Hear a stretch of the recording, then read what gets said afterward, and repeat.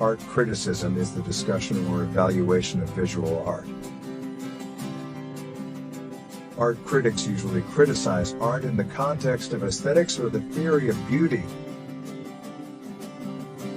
A goal of art criticism is the pursuit of a rational basis for art appreciation, but it is questionable whether such criticism can transcend prevailing socio-political circumstances.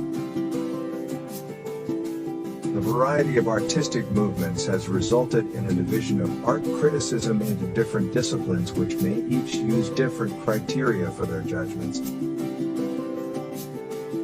The most common division in the field of criticism is between historical criticism and evaluation, a form of art history, and contemporary criticism of work by living artists.